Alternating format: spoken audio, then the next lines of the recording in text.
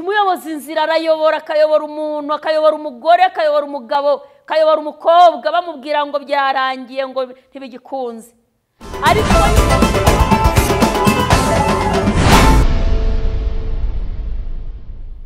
Imana ishimwe, Yesu wacu nahabwa icyubahiro. Ndashima Imana cyane muri iki gitondo. Ni Gatera Jose muri kumwe nkuko bisanzwe uturuka muri Philadelifia. Nabasuhuzaga rero mu izina rya Yesu. Imana y'amahoro ibagirire neza. Imana ishimwe cyane. Ndashima Imana muri iki gitondo, igitondo cyiza, igitondo cy'amahoro, igitondo cy'umugisha. Nkuko bisanzwe rero narababwiye yuko turi mu cyumweru cya Noheli, kwibuka ivuka ry'Umwami wacu Yesu Kristo. Mu by'ukuri ni icyumweru kinejeje umutima wa buri mukristo wari we wese. Iyo twibutse kuvuka k'Umwami wacu bidutera umunezero, turumva twishimye. Twavuze ukuntu umwami Mariya, umumarayika amumanukiye akamubwira ngo urahirwa kuko uzatwita inda y'Umwuka wera ubyare. Hanyuma ngo aratangara, aravuga ati se bizashoboka bite? Aramubwira ngo Umwuka wera azamuzaho. Hanyuma rero ngo igihe cyarageze atwita yanda y'Umwuka wera, arabyara. Ariko agitwite kuko yari afite umufiance ngo witwaga Yosefu, aza kumubona. Amubonye abona aratwite, ngo yigira inama yo kumubenga rwihishwa. Kandi mbibutse ko Yesu Kristo umwana w'Imana yashaka Imana yari kumumanura ikamuzana hagati muri twe, tukamubona agenda, tukamubona abwiriza. Ariko ngo yemeye kuvuka nk'impinja zose, kandi ngo avukira i Betelehemu, avukira mu kiraro cy'inka, avukira ahantu haciriritse kugira ngo buri muntu wese azamwibonemo, buri muntu wese azabyumve. Imana yakoze uko ishoboye kugira ngo Kristo amwegereze buri muntu wese azamwiyumvemo. Ejo utazavuga ngo ntabwo ari ibyanjye, ni ibyaba runaka, nge ntabwo namushyikira, si umuntu wavukiye hariya, si umuntu twabonye dutyo, uwo ni umuntu ukomeye. Ariko yemeye kuvukira ahantu haciriritse. Ndetse ngo abashumba n'abanyabwenge babonye inyenyeri barayikurikira, ngo bagera kwa Herode baramubaza, ngo Herode amenye iyo nkuru, ngo bagenda bakurikira inyenyeri. Ngo Herode aravuga ati nimugende mundebere, murebe iby'uwo mwana, hanyuma nimumubona mugaruke nanjye mumbwire. Ngo bajya kumureba bafite amaturo bamutuye, ngo y'izahabu, ngo amaturo y'ibiciro. Hanyuma ngo bayajyanye, ngo bamugera imbere, baratura, barahambura se. Ngo hanyuma bamaze kuramya uwo mwami wavutse, hanyuma ngo baburizwa n'Imana mu nzozi kutongera gusubira kwa Herode. Imana rero ishimwe kuko yaduhaye umwana wayo Kristo kugira ngo aducungure, kugira ngo adukize. Yigeze ibwira Yeremiya ngo nzi ibyo nibwira nzabagirira, ngo ni ibyiza ntabwo ari ibibi. Rero yaduhaye Kristo kugira ngo aducungure, atubere umucunguzi. Aravuka, aca mu nda y'umugore, arahembwa nk'uko abandi babyeyi bahembwa. Hanyuma yari umucunguzi wacu. Kristo ashimwe ko yavutse, kandi none tukaba turi kwizihiza isabukuru ye, dufite anniversaire ye, turishimye mu mitima. Kandi narangije mbabwira ngo nimureke Kristo rero avukire muri twe, dutegure mu by'ukuri, wongere ushake kongera kubana n'Imana, wongere ushake kwezwa. Iki cyumweru ntikibe icyumweru cyo kurinezeza urya gusa cyangwa se wambara, ahubwo uha agaciro umwami wacu watuvukiye. Reka rero uyu mwami yari yaravuzweho n'abahanuzi ndetse bakuru ba Yesaya. Yesaya ibice bya 9 umurongo waho wa 5. Uyu ni Yohana wahanuraga, ariko kandi ngo yari ataravuka, yavugaga ibizaba. Ngo nuko umwana watuvukiye, duhawe umwana w'umuhungu, ngo ubutware buzaba ku bitugu bye, azitwa igitangaza, umujyanama, Imana ikomeye, data wa twese, uhoraho, umwami w'amahoro. Gutegeka kwe n'amahoro bizagwira ku ntebe ya Dawidi.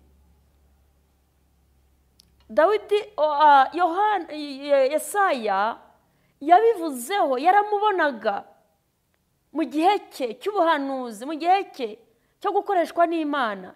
Yavuze ngo umwana yatuvukiye, nyamara igihe cyari kitaragera, ariko Imana yari yaramuteguye.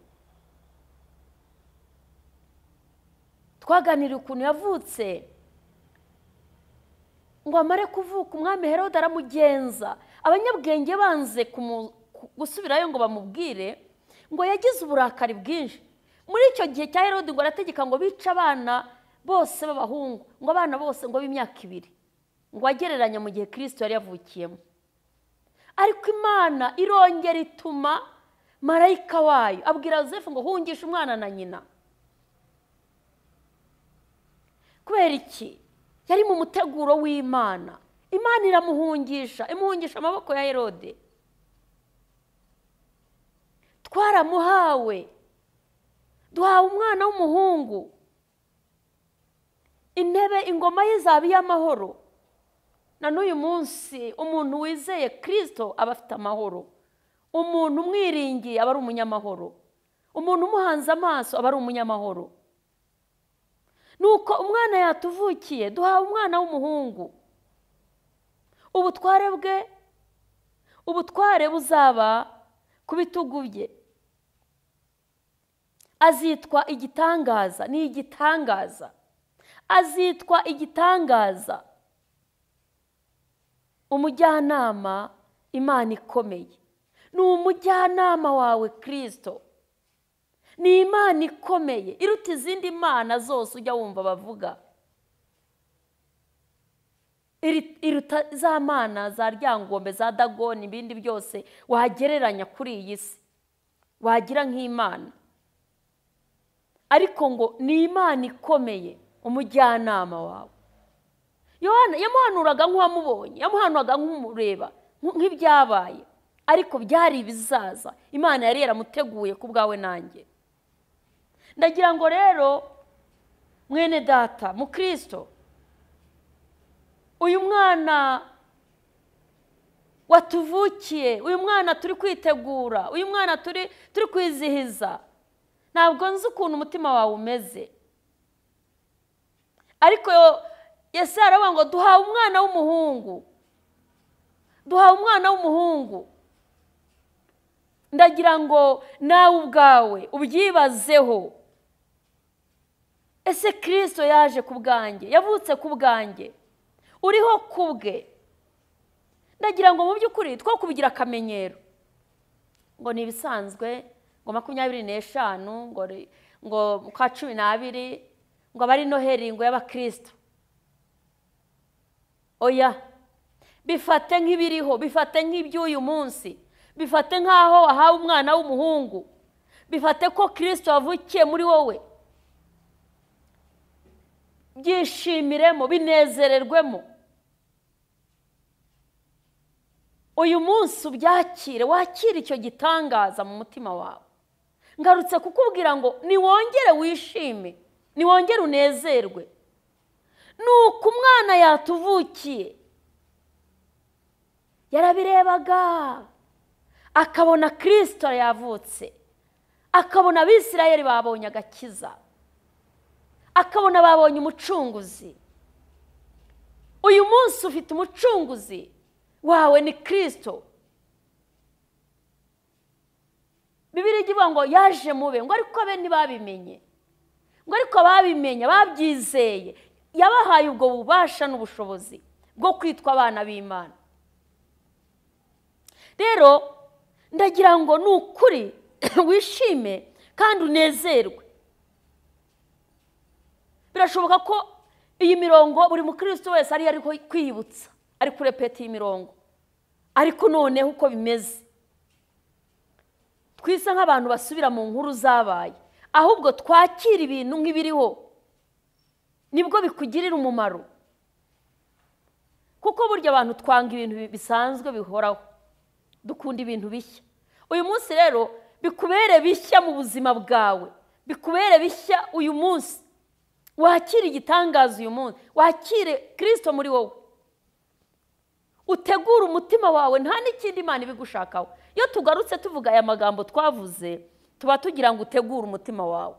Iyo tugarutse tubwira abantu ngo umwana yatuvukiye, ngo duhawe umwana w'umuhungu, tuba dusanzwe tuzi ko byabaye, ariko tuba tugira ngo wongere wisubireho uvuga utari kubu meze nk'umuntu Kristo ari buvukire mu buzima bwe, meze nk'umuntu witeguye igitangaza, meze nk'umuntu uri kumwe n'Imana. Wongere wisuzume wirebe. Impamvu tubisubiramo kuba ari ukugira ngo wisubireho, kuba ari ukugira ngo witekerezeho, kuba kugira ngo uvuge ngo mbega agakiza kanjye, ubukristo bwanjye buhagaze kuki?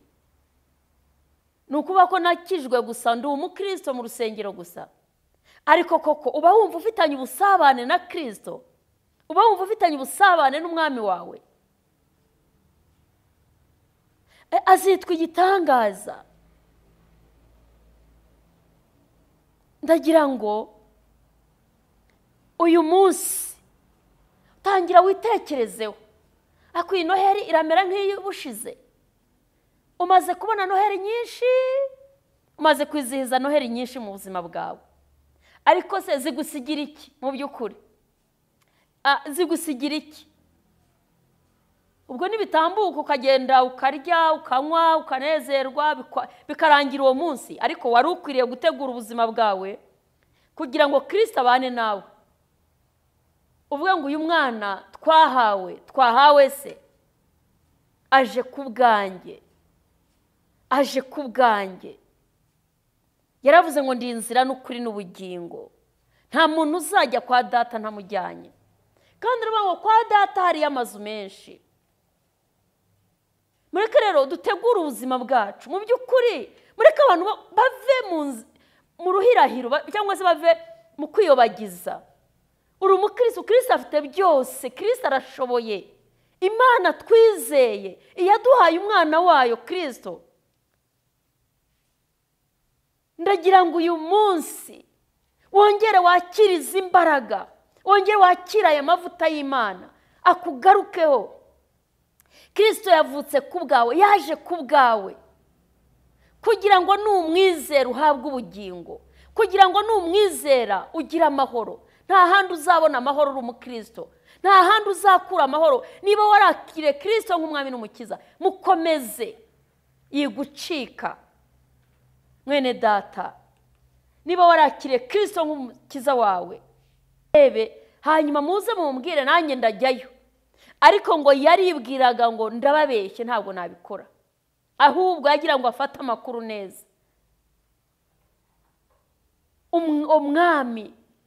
Umwami w'amahoro wakuye abandi bami umutima. Herode ngo agategeka ngo bice abana bose b'imyaka 2, ariko ngo kwari ukugira ngo yagereranyaga ko Kristo ari muri icyo kigero, ngo cyangwa munsi yaho. Yahizwe ku bwawe,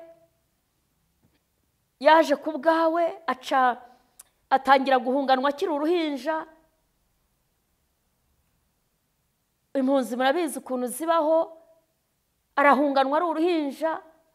Se na nyina ntibigeze batuza ngo bicare hamwe barya ibihembo by'ababyeyi, bahereye ko bahambira barahunga kuko yarahigwaga. Yari umwami. Ese ubitekerezaho ute mu Kristo? Ntugaheranwe n'ibibazo, Kristo yaravutse ku bwawe. Ntugaheranwe n'ibibazo, Imana iraha ku bwawe. Imana iraha ku bwawe. Yatanze umwana wayo, yemera kuvukira muri twe, yemera kubyarwa n'umugore. Rero uyu munsi ndagira ngo utegure umutima wawe rwose. Ejo utazavuga ngo ngiye mu rusengero, ngiye ku igaburo ryera, ariko hanini nta nubwo uzi ibyo urimo, kandi abo bantu barahari. Ugasanga umuntu yaheranywe n'agahinda, ari gutinya urupfu, kandi urupfu yarumize bunguri. Urupfu yarumize bunguri, yageze ikuzimu yambura shitani ifunguzo. Urupfu yarumize bunguri. Ndagira ngo mwene data gusengera Imana uyu munsi uhure n'Imana bundi bushya. Kristo ashaka kuguhindura, ashaka kugera iwawe izo mpagarara zikarangira, ashaka kugera iwawe aya mahoro wari wabuze akaboneka. arashaka kuza iwawe, arashaka kuvukira iwawe. Mutegurire. Iwawe hari indwara, iwawe hari intambara, iwawe hari intonganya, iwawe hari ibibazo, wumvaga hari ibintu byakunaniye, Kristo arashaka kuvukira iwawe. Tegura umutima wawe uyu munsi, tangira wiyeze, tangira urekure ibyo wari ufatiriye bitari ibyawe, kuko ntabwo ajya ahantu hari umutima w'amahugu.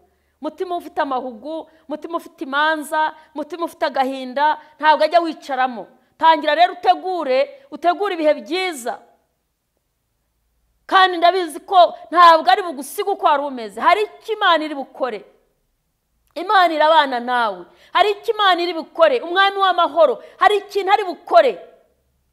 Tangira witegure. Nje kukubwira ngo tegura umutima wawe. Umaze igihe urwaye, umaze igihe ubabaye, isi irarushye, muri ibyo yavuze ngo nta mahoro yuzuye tuzabona kuri iyi si, ngo kiretse kwa data niho amahoro asendereye. Ariko dufite umwami wacu Yesu Kristo, Imana yaduhaye nk'umucunguzi wacu. Aravuga ngo abazamwizera bose ntibazapfa urupfu rubi. Ariko uyu munsi dufite abantu biyahuza inzoga, dufite abantu babivamo akavuga ngo ubuzima burananiye, kabona bagiye hejuru mu etaje barimanuye bikubise hasi. Nuko batamenye umucunguzi. Dufite abantu bashoberewe mu nzu y'Imana. Kubera iki? Babirimo ariko ntibazi agaciro kabyo. Ariko nje kukubwira n'ukuri mbwijwe n'Umwuka Wera. Izere Kristo, tegura gusa umutima wawe uvuga ngo mwami, kuko Kristo hari ibintu yanga, hari ibintu yanga, narabibabwiye. Hari ibintu yanga, hari ibintu yanga, yanga umutima wiyoberanya, yanga ibyaha. Nta kindi, yanga ibyaha. Abantu bakora ibyaha ntabwo ajya aturana nabo. Abantu bari mu byaha ntabwo aturana nabo. Mutima ufite ibinyoma ntabwo winjiramo. Mutima ubeshya, mutima wirarira, mutima utagira ukuri. Kristo ntawe ukunda, ariko twahawe umwana w'umuhungu. Mureke twitegure mu mitima yacu, twaramuhawe. Yesaya yarabihanuye, aravuga ngo nuko duhawe umwana w'umuhungu, twaramuhawe. Mureke twitegure mu mitima two guheranwa n'agahinda n'umubabaro.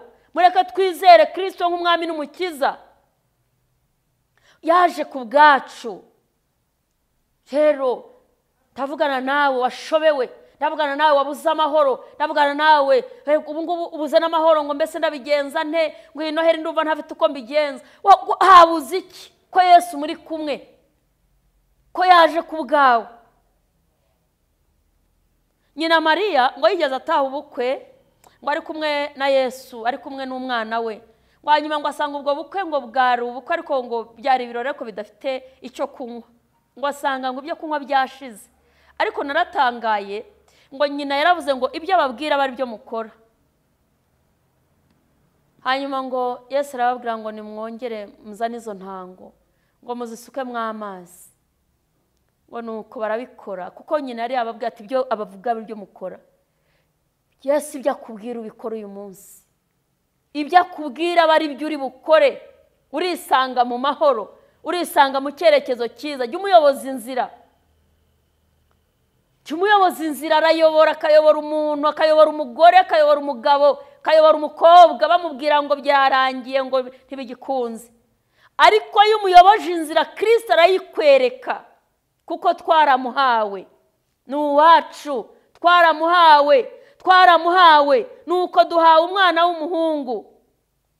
Duhawe umwana yatuvukiye, yavutse ku bwacu. Rero jya umuyobozi inzira, uyu mwana watuvukiye ni uwacu, nitwe twamuhawe. Uyu mwana wawe iyo wamubyaye uzabirebe. Ushatse uramuheka, ushatse uramuryamisha, washaka ukamutemberana, aba ari uwawe. Ntawe ukubwira ngo genda undyamishirize umwana, oya, aba ari uwawe. Ushatse umushyira hariya ukamutembereza, ni uwawe. Uyu Kristo yaje ku bwacu. Ndagira ngo rero uyu munsi utegure umutima wawe. Ngiye no kugusengera Imana, ngiye kugusengera mu by'ukuri, ngiye kugusengera. Ikintu nifuza kandi n'Imana yo mu ijuru ikeneye ni uko utegura umutima wawe. Iyi Noheri igatandukana n'izindi Noheri wabonye mu buzima bwawe, kuko Imana yiteguye kukugirira neza kurushaho.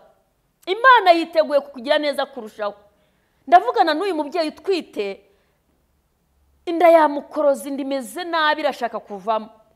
Ariko tegura umutima wawe kurusha uko wita kuri iyo nda.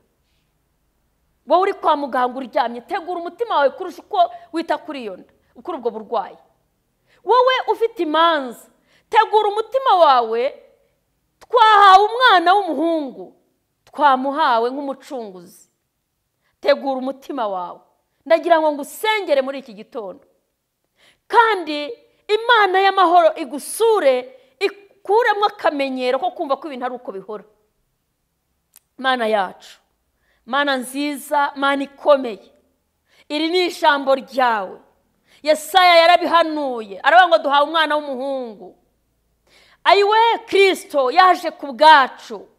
Turagushimye, turagushimye ko wemeye kuvuka, ugaca mu nda y'umugore, ukaryama mu muvure, ugaca bugufi, ukavukira mu kiraro cy'inka, kugira ngo buri muntu wese azakwibonemo.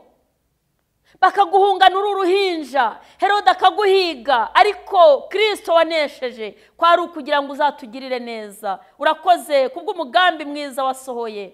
Turasengera iyi tariki, turasengera uyu munsi, turasengera ubwoko bwawe Mana. Aba bafite ibibazo bababaye, ariko uyu munsi uvukira mu mitima yabo. Tunganya imitima irushye, tunganya imitima inaniwe, tunganya imitima icitse intege, abantu basubiye inyuma, abantu banamutse, basigaye bafata Noheli nk'ibisanzwe, ariko Mwami Yesu, bumva umunezero muri bo, bumva amahoro mu mutima, katika jina la Yesu. Ukuboko kw'Imana kuboneka kuri buri muntu, abantu bagirirwe neza nawe. Urakoze Mana, urakoze Kristo, urakoze nyaguhora ku ngoma, urakoze kuruhuye barushye, urakoze kuruhuye barushye, urakoze kuruhuye barushye.